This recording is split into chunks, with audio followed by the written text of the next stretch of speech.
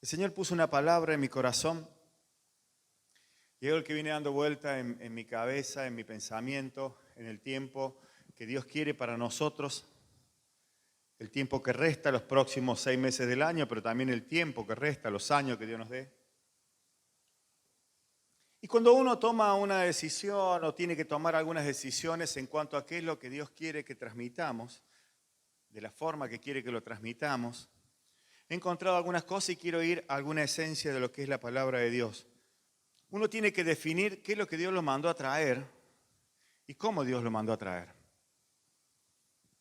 Y he visto, a lo largo de los años que me ha tocado predicar y que me lleva a predicar, esto solía decirles y siempre que traigo recuerdo los primeros años del Evangelio, no sé por qué el Espíritu Santo me traslada a la casa de Sergio. Me tocó ministrar mucho en su casa. Yo creo que Dios, lo dije a él los otros días, en su fidelidad ha cumplido lo que alguien cuando es fiel a Dios, Dios le retribuye.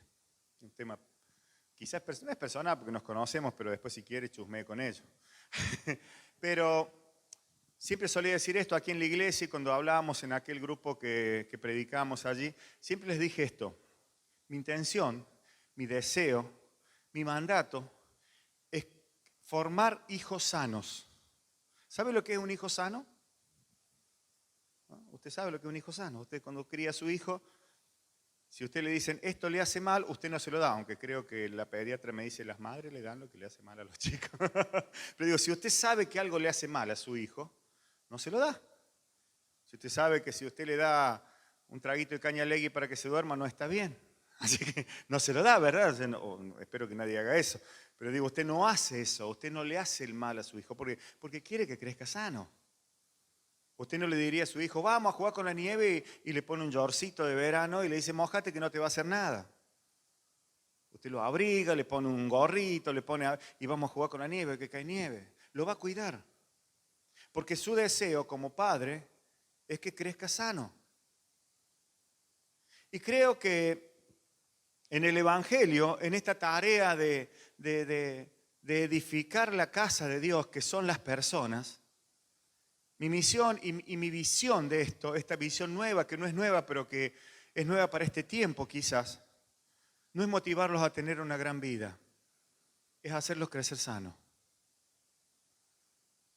Porque creciendo sano, si usted tiene un hijo que crece sano, sabe que va a tener todas las oportunidades de la vida. Todas las que su capacidad natural, la que le haya dado Dios, puedan desarrollarse. Usted a su hijo le da lo mejor. En términos generales, lo mejor es lo mejor. O sea, no voy a poner hoy a decir, usted le da la mejor educación y lo manda al mejor colegio, porque no es necesariamente esa la función. O sea, algunos sí tienen los recursos, lo podrá hacer, otros no. Pero usted le va a dar lo mejor. Va a cuidar lo mejor para él, ¿verdad?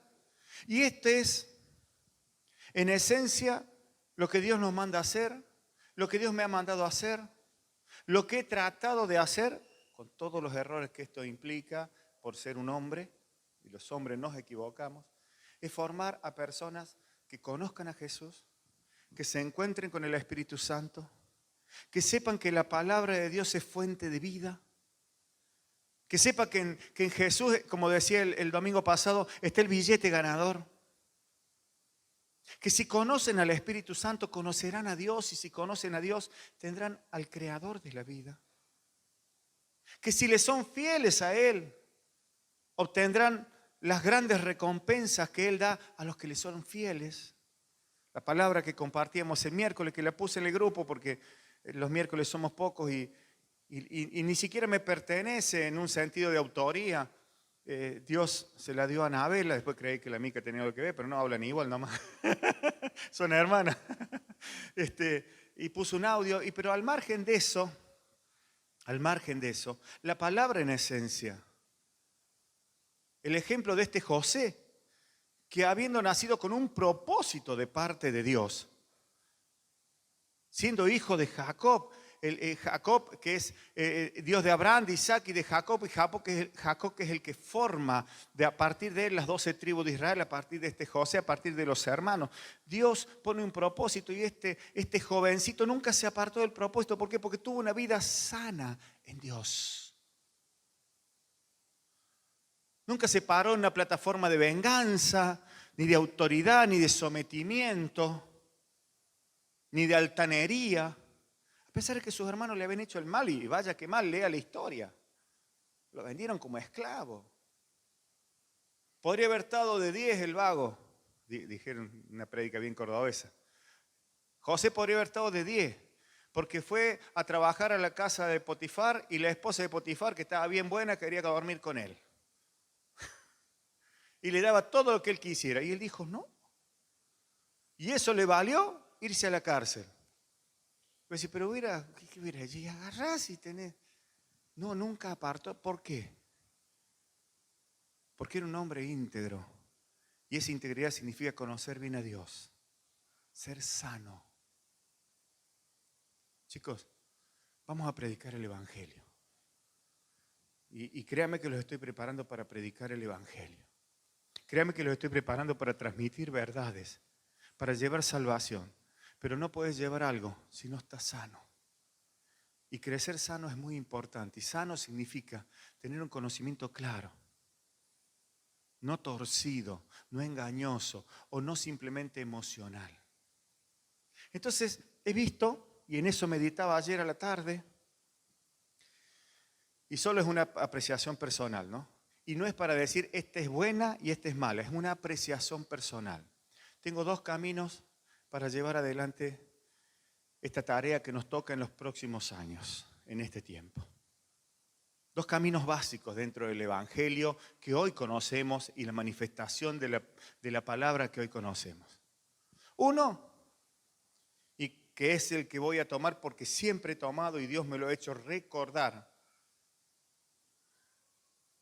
Predicar un evangelio donde las personas conozcan a Jesús, conozcan el Espíritu Santo y a partir de ese nuevo nacimiento que es conocer a Dios, puedan ser personas sanas, espiritualmente sanas y crezcan en esta nueva vida en Cristo sanos.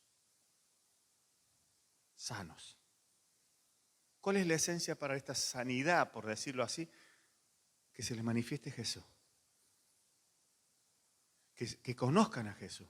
Que puedan echar mano de Jesús y del Espíritu Santo cuantas veces sea necesario, pero que sea siempre la primera opción. Que mi primera opción sea el Espíritu Santo, sea Jesús. Porque en el mundo tendréis aflicciones. Pero si vos tenés a Jesús, confía, porque Él ha vencido el mundo. Ahora, hay otra forma de manifestar esto mismo. No estoy diciendo de manifestar otra cosa, no estoy hablando de irse a pensamientos sectarios donde terminemos siendo o rayando el límite de la apostasía, que sería un tema para hablar más complejo. Algunos que vienen hace años a la iglesia me han sentido hablar de esto, y la apostasía sería otra cosa. Usted no es un apóstata ni un apostador. Usted es un hijo de Dios. Pero hay otra forma para llegar a esto y es a través de la motivación. Y donde los mensajes van a una motivación a ser mejores personas y superarnos en la vida a través de Jesús. Pero he encontrado que estos mensajes motivacionales a lo largo del tiempo pierden el efecto porque la motivación es momentánea. Entonces va girando siempre en torno a la necesidad actual. Hoy tendría que motivarte a que sientas calor porque hace frío. Y mañana a que sientas frío porque hace calor. Y mañana decirte y así podríamos ir llevando una vida motivacional. Y no es este el fin que tenemos, al menos nosotros. Sino a conocer a Jesús y este nos va a dar lo mejor. A tener lo mejor, pero porque Jesús me lo da. A encontrar en el Espíritu Santo la guía para lo mejor en todo. Digo lo mejor, cada uno asocia lo mejor a lo que vive, a lo que tiene y a lo que Dios le quiere dar. Y antes de ir a la palabra, quiero hacer una salvedad que me la mostraba recién mientras adorábamos al Señor. Lo mejor que Dios tiene para nosotros comienza a partir de la conversión. Y entender esta palabra convertíos es entender que cuando yo iba para allá, me encontré con Dios y Dios me comienza a mostrar un camino que en términos de ejemplo va hacia allá. Hay una conversión. Cuando algo se convierte ya no es lo de antes. Y no voy a entrar en esto en términos religiosos, si vos te convertís tenés que dejarse esto, dejarse aquello. No, no, no. Esos son términos religiosos, pensamientos humanos. Pero sí cambiar.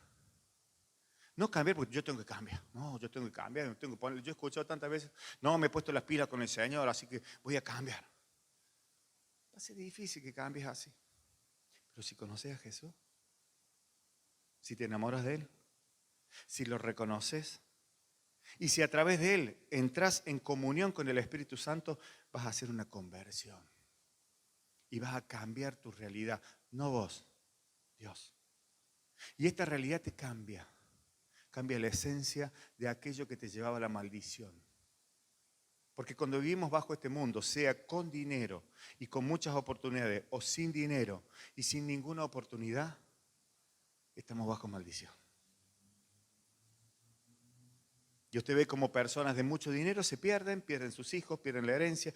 Yo siempre suelo poner el ejemplo, mírelo a Ricardito Ford hace muchos años, ¿no? Que estaba en las redes y que era ¿se acuerda ese que sabía estar por la televisión? Y con todo el dinero del mundo, con todas las oportunidades, teniendo todo lo que tenía, se perdió. Perdió su vida, no pudo ni aprovecharla. Mírelo a Maradona. Y digo estos ejemplos que son solo los más nombrados, lo que toda la sociedad ve. Trasládelo a su pequeño mundo. Trasládelo a su pequeño mundo. ¿Por qué esas personas, qué es lo que no encontraron? No encontraron el cambio de rumbo, no encontraron a Jesús, no encontraron el camino, la verdad y la vida. No hubo una conversión. No hubo algo que los cambiara, que les permitiera adquirir aquello que tiene precio eterno. Aquello que tiene valor eterno. ¿Me está entendiendo, verdad? Yo siempre les he dicho desde aquí algunas cosas que cambió Dios en mi vida en cuanto a las realidades personales. Las realidades personales. Yo cuando conocí al Señor, estábamos más tirados que el perejil, si es por lo económico. Si es por la realidad de vida, tenía 20 años y ya estaba con 2 hijos. Y la perspectiva que venía mucho rápido. Y la realidad económica era, hacía pan casero para vender. Porque era la hiperinflación de Alfonsín, todas esas épocas de crisis en serio en este país. Entonces, si usted miraba esa realidad mía, y esa realidad de pobreza, y la realidad de mi padre, que fue millonario, y que la Segunda Guerra Mundial lo transformó en pobre en Italia, se vino con lo poco que vendió la Argentina, y pudiendo haber sido millonario en Argentina, acá la realidad del entorno, un socio que tuvo lo estafó y pasó a ser pobre, pero pobre en serio. Yo crecí en Villa Páez, en donde un amigo de mi papá nos alquiló 2 piezas y un baño al fondo.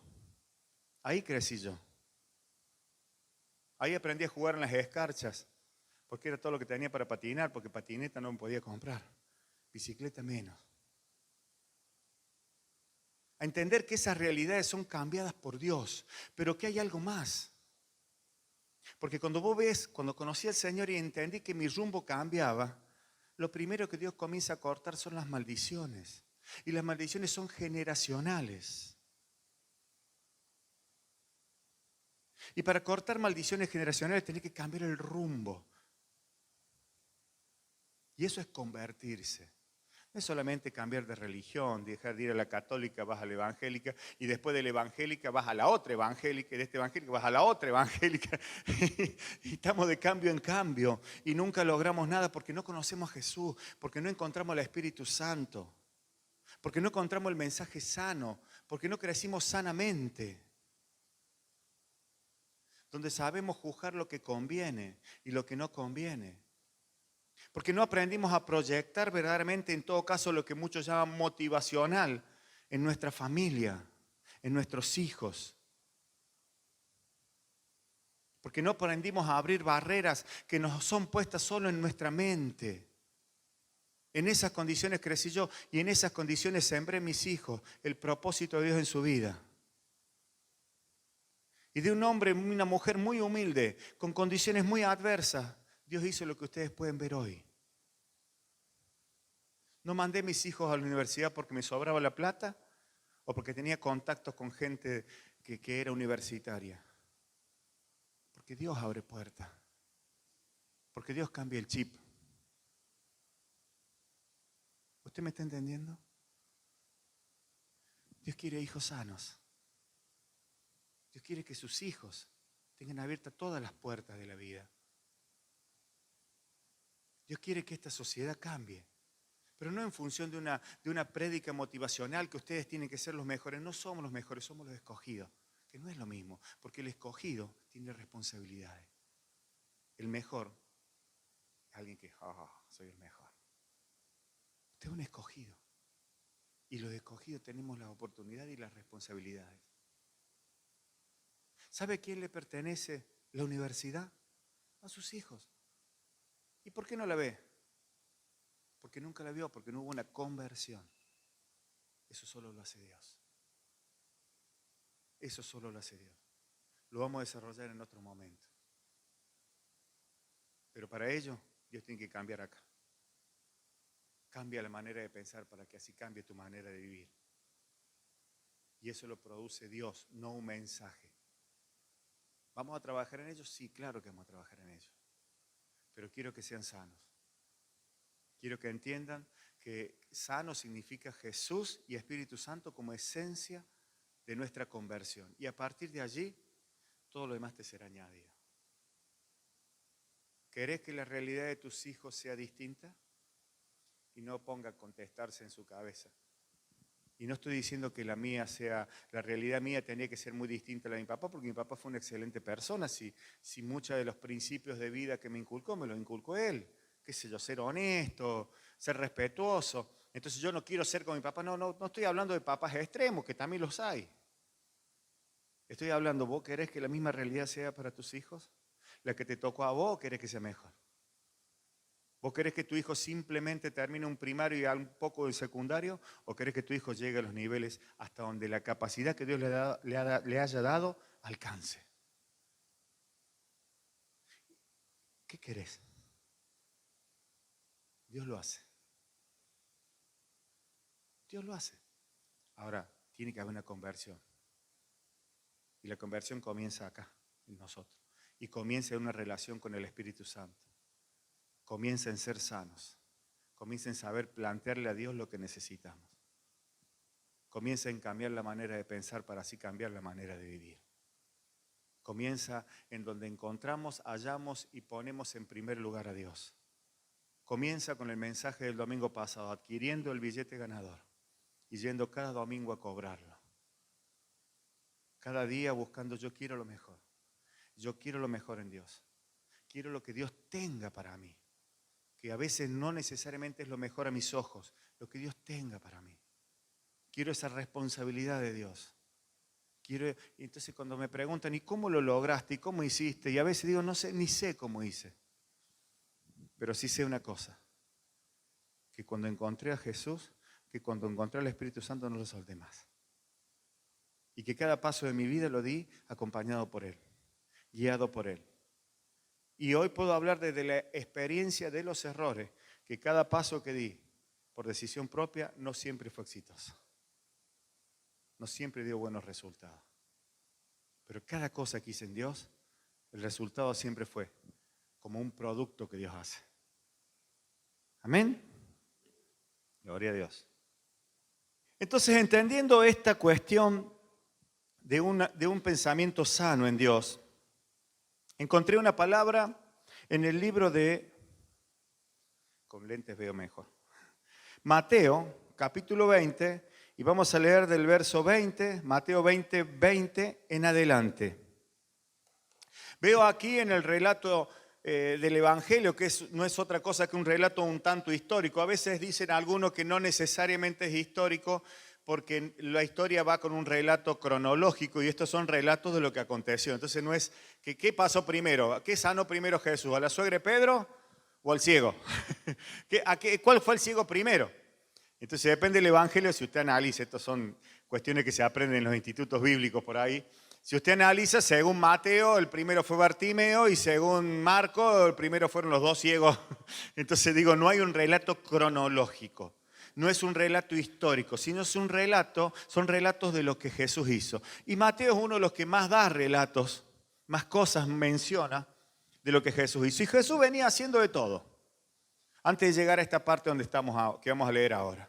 Jesús venía sanando ciegos, venía levantando paralíticos, venía el que se le acercaba lo sanaba. Y el que no lo sanaba le echaba fuera los demonios. Y el que se portaba mal lo sacaba a palazo del templo. Y así vamos viendo un muestreo de lo que Jesús hacía. Entonces imagínese usted, ¿y por qué le digo todo esto? Imagínese usted que la iglesia comienza a crecer. Crecer en el sentido de lo que Dios se manifiesta. ¿Está? Pongamos un ejemplo, hicimos una campaña y se sanaron un montón de personas. Los que tengo acá arriba se están agrandando porque ya me lo han pedido de otra iglesia. Para que vayan a tocar, dicen que son buenos músicos. Y yo que le digo que hacen ruido. Y los han pedido y me los han halagado. ¿Pero por qué? Porque nosotros a veces por ahí no los valoramos porque los tenemos. ¿Vio? Esto es como el chino. Usted el chino lo valora ahora porque lo tiene. Y cuando se rompe o se acaba el gas, el domingo vio cuando se acabó el gas, todos dicen, ¡no, ay, chinito! Como se dice normalmente, no se valoran las cosas hasta que a veces no se las tiene más. Nosotros tenemos mucho de Dios y Dios nos va a usar en este tiempo. Ahora imagínese esto, Jesús tenía todo de Dios. Y estos 12 discípulos estaban agrandados como pan en el agua. ¿Qué? Estaban al lado de Jesús. Jesús era lo máximo. Yo calculo que si hubiera sido cordobés alguno de los discípulos ya cobraba una coimita ahí para estar cerca de Jesús. Que era yo te consigo, vos que querés una oración que te duele a vos la rodilla, ven y eso es fácil, te lo hago yo. Y estaba en esta situación. Entonces esto es lo que acontece habitualmente en lo natural. Las personas cuando logran algo se sienten dueños de ese algo, ¿verdad? Vos cuando tenés un auto nuevo, lo parás y lo pones ahí. Todos te acercan y te dicen, oh, cómprate este auto, sí. ¿Viste? Y te sentís, viste, como que, wow, tengo un auto nuevo. Qué lindo, es tuyo. Y está bien, no está mal, no es que sea un sentimiento, no. Pero en el reino de los cielos no funciona así. En el reino de los cielos hay reglas que podríamos decir que a lo natural son al revés. Lo que Jesús enseña no tiene que ver con quién es el más grande. Y ahora vamos a leer acerca de esto. Y esto aconteció, y por eso lo digo y lo menciono, en función de lo que los discípulos, esto no pasó con gente extraña, gente de afuera, esto pasó entre la iglesia, digamos, Jesús y su pequeña iglesia, sus 12 discípulos. Esto pasó en el círculo íntimo de aquellos que estaban viendo la gloria de Dios, que estaban manifestando la gloria de Dios porque lo tenían a Dios. Entonces acontece esta historia y quiero que le prestemos mucha atención porque es lo que Dios nos va a pedir a partir de este tiempo. Entonces se le acercó la madre de los hijos de Zebedeo con sus hijos. Mire, lea la historia, trate de imaginarla. Le pido al Espíritu Santo que me dé un poquito del toque de Dante Gebel para poderla teatralizar. Así lo puedo llevar a la imagen perfecta de lo que vamos a leer. ¿Han visto alguna vez a Dante Gebel? Sí, ¿verdad? Muchos lo han visto. Bueno, el tipo tiene esa gracia. Entonces, me acuerdo una vez una prédica de Dante Gebel, ahí me van a retar, pero bueno, una prédica de Dante Gebel, el auditorio de Cita con la Vida, ahí de la calle Buchardo, lleno. No sé, 2.000 personas, y estaba predicando Dante Gebel. Y predica de Abraham cuando va a matar a Isaac. Y él te iba llevando, y estábamos todos así. Y dice él, ¿no? Dice, y de pronto Abraham levantó el cuchillo y se escuchó a Gabriel que dijo, ¡no! Y todos quedamos así. ¡No mates al joven! Bueno, yo quiero que usted, esto que vamos a leer, lo trate de teatralizar. Que vea esta imagen, imagíneselo a Jesús como mejor se lo quiere imaginar. Ya había pasado, habían sanado, habían ido, habían levantado esto, estaban pero re chocho de todo lo que este maestro que les había tocado seguir estaba de 10. Los hijos de Zebedeo son los que participaron en aquella pesca milagrosa. ¿Se acuerdan de la pesca milagrosa cuando Jesús los llama? Jesús le hace pescar de todo a Pedro, y no solamente pesca a Pedro, sino lo de la barca al lado también.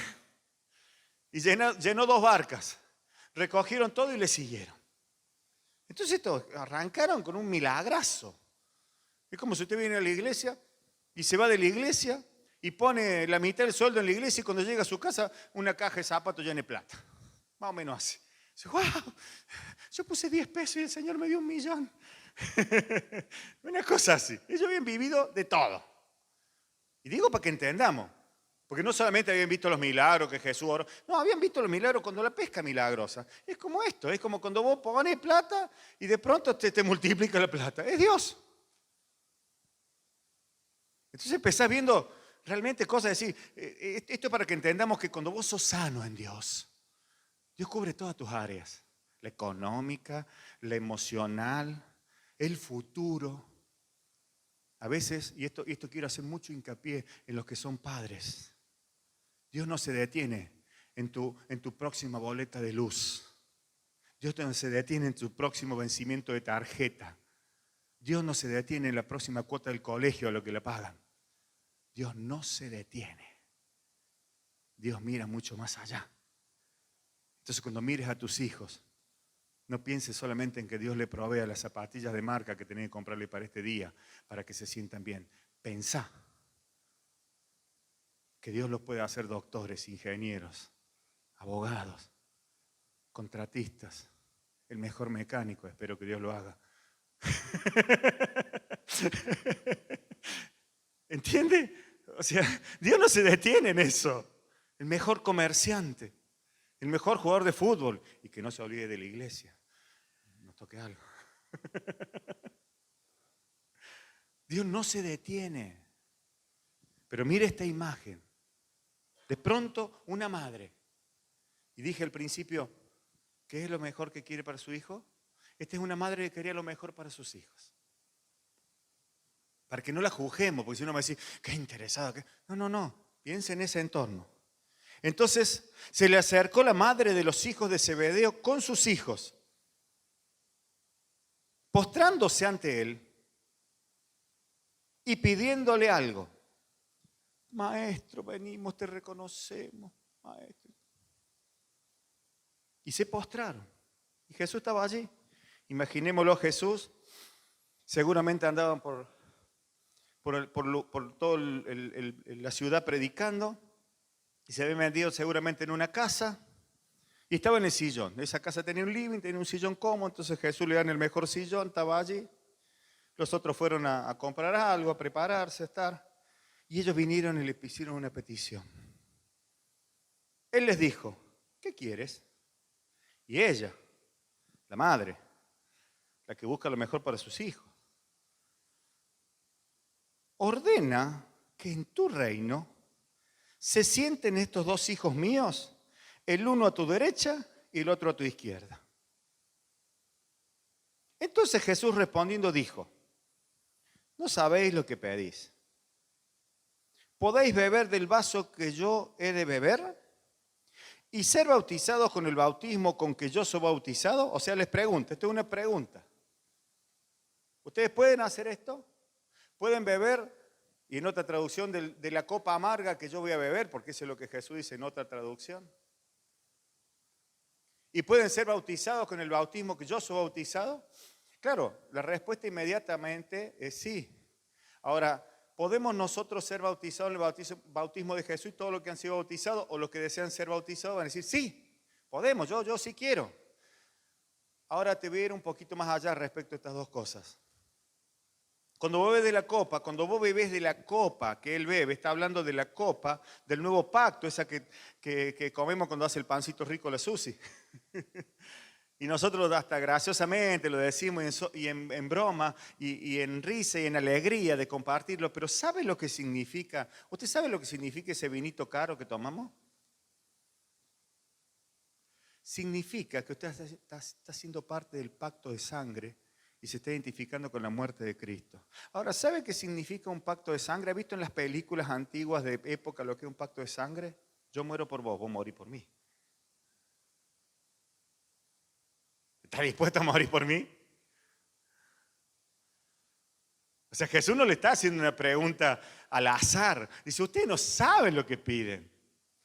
Ustedes me están pidiendo algo y yo les hago una pregunta. ¿Ustedes están dispuestos a tomar de mi copa?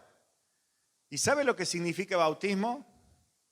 Morir para vivir con Cristo. No son cosas simples. Cuando no entendemos esto, tomamos solamente la parte motivacional. La iglesia me da lo mejor y soy la mejor persona del mundo. Sí, lo sos, verdaderamente lo sos, por la sangre de Cristo en tu vida. No por otra cosa. Entonces, Jesús podría haberle dicho, estos no me sirven, porque mira lo que me viene a pedir. Yo estoy dando la vida por ellos, mira lo que me viene a pedir. ¿Usted lo juzgaría? ¿Usted qué dice? Siempre, no voy a decir quién, pidiendo lo mejor para los chicos, no. Porque es lógico, ¿qué hace una madre? Ay, siempre esta. Me acuerdo cuando hacíamos las grandes fiestas del Día del Niño. ¿Sabe con lo que más renegaba yo? Porque las madres separaban lo mejor para los hijos de ellas. Pero renegaba y estaba bien, porque hasta mi mujer lo hacía. Esto es para mis nietos. ¿Y para qué le quieres llevar a tu nieto si es para dar? No, porque mis nietos también quieren. Digo, es normal, ¿me entiendes? O sea, para que entendamos que no es un sentimiento para que juzguemos y digamos, esta. Ay, anda a comer, apurate que hay factura, allá está la de chocolate.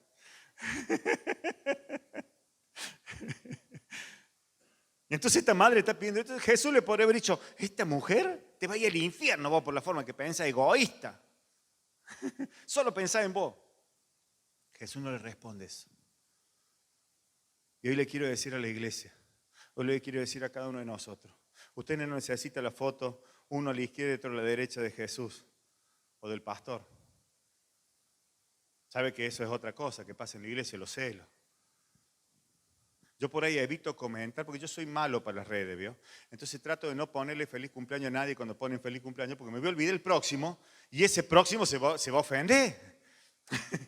Entonces, cumpleaños Juancito y todo, feliz cumpleaños Juancito. El pastor no pone feliz cumpleaños, pero no lo hago porque sé que me voy a olvidar del próximo, no lo voy a poner y se me va a ofender. ¿Sabe las veces que se me han ofendido? O comento, tuve mucho temor en comentar la palabra que dio Anabela, pero entendí que era de Dios. Pero ¿sabe qué acontece con muchos? Yo puse una palabra, me harté de poner palabras y el pastor jamás me comentó. Entonces el pastor a mí no me quiere. Porque somos naturalmente así.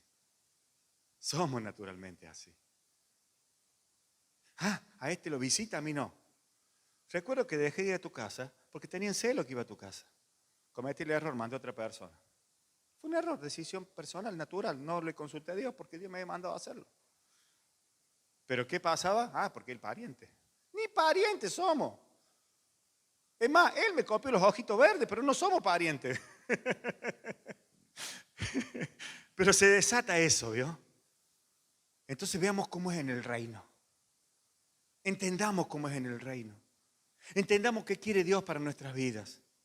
Y veamos que Jesús jamás respondió. Por él le he dicho un montón de cosas. Los confrontó con la verdad.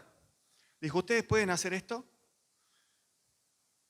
Ustedes pueden ser bautizados como yo y pueden tomar de la copa que yo tomo. Claro, ellos dijeron que sí, pero todavía no se había impartido la Santa Cena. Jesús le estaba haciendo pisar el palito. Miren que le veo una copa donde dice que es un pacto de sangre y ese pacto de sangre significa que yo doy la vida por ustedes, pero ustedes dan la vida por mí. ¿Está dispuesto? ¿Están dispuestos a tomar mi tacita de té sin azúcar?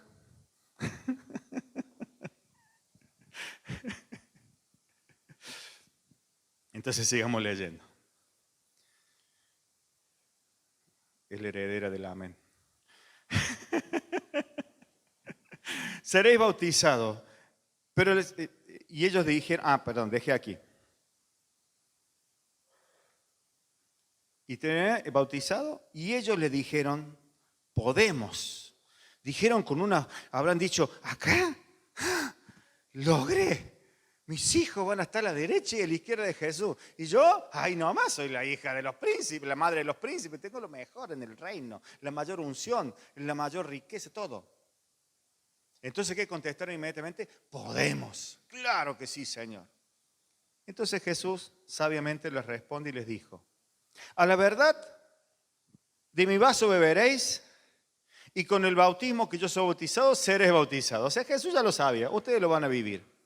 Pero el sentarse a mi derecha y a mi izquierda no es mío darlo, sino a aquellos para quienes está preparado por mi Padre.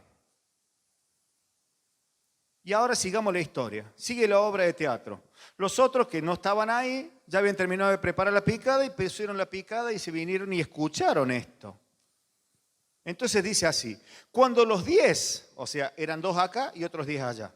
Cuando los 10 oyeron esto, se enojaron contra los 12 hermanos. Entonces Jesús llamándolos dijo, ¿sabéis que los gobernantes de las naciones se enseñorean de ellas? Y los que son grandes ejercen sobre ellas potestad. Mas entre vosotros no será así, sino que el que quiera hacerse grande entre vosotros será vuestro servidor.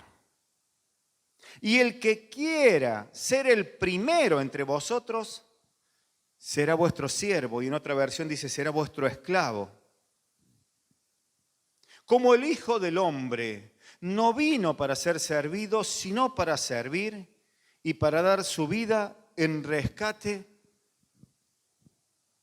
Para dar su vida en rescate por muchos. Para dar tu vida en rescate por generaciones. Para dar tu vida, y no estoy hablando de la vida como algo que debamos dar en el sentido físico que podría darse. Muchas personas, tenemos testimonio, infinidad de testimonios de personas que dieron su vida, literal. Fueron a predicar a lugares donde sabían que iban a ser asesinados, muertos, y sin embargo lo hicieron. Los mismos apóstoles.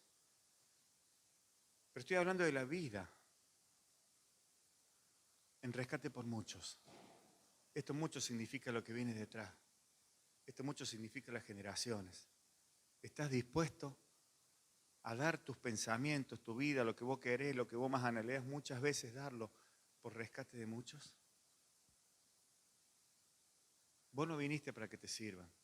Ser un pastor no implica que te tienen que servir. Yo soy un siervo de Dios, entonces honramos al siervo. Sí, honren al siervo, está bien. Pero vinimos para servir. Y Dios nos llama para eso, nos llama para servir. ¿Y qué es servir a Dios? Estar dispuesto a predicar el Evangelio. Estar dispuesto a hacerle saber a otras personas que hay un Jesús que dio su vida por ellos. Estar dispuesto a tender una mano a ese niño que vos ya lo ves perfilado, que va a ir camino a cosas feas. Estar dispuesto a hacer el sacrificio, dar tu vida para que tu herencia sea distinta. Si tiene un testimonio a seguir en mi esposa, es que ella dio su vida por su familia.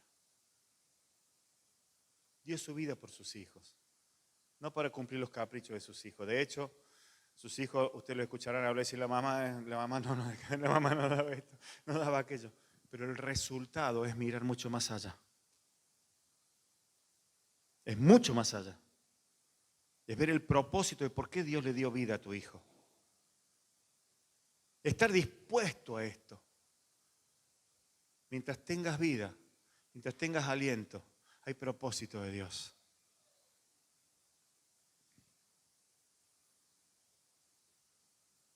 Queridos amigos de Visión Nueva, voy a utilizar un término que no he usado nunca, al menos en general. Queridos consiervos, porque todos son siervos de Dios. Este es el camino que nos espera. Esta es la filosofía, si quiere ponerle este nombre más elocuente, del reino de los cielos. Esta es la norma en el reino de los cielos. El que quiera ser el mayor, que sirva. Y el que quiera ser el primero, que se haga esclavo de los demás. Que esté dispuesto a dar su vida. Que esté dispuesto a decir, yo sé que a mí me cuesta un montón. Y tengo un montón de necesidades, pero estoy dispuesto. Estoy dispuesto. Aquí estoy, Señor. Porque esto es el Evangelio. Amén. Señor, honramos tu palabra, predicándola, enseñándola, transmitiéndola, dándola a conocer. Bendice tu palabra, Dios, para que lleve fruto a 100 por uno. Y en esta mañana, Señor, no salgamos de aquí simplemente como oidores de la palabra, sino como hacedores, como personas dispuestas a tomar de tu copa, a ser bautizados como tú te bautizaste, reconociendo en ello que tú nos llamas con un propósito. Y ese propósito es dar nuestra vida por muchos, dar parte de nuestra vida por muchos. Es hacer lo que sea necesario por muchos. Aún a veces renegando de mis propias necesidades, de mis propias incomodidades, que no son tan lindas a veces. Pero mirando por encima de todo a Jesús. Espíritu Santo, gracias. Gracias, Espíritu Santo. Tú nunca fallas. Gracias. Gracias. Gloria a Dios.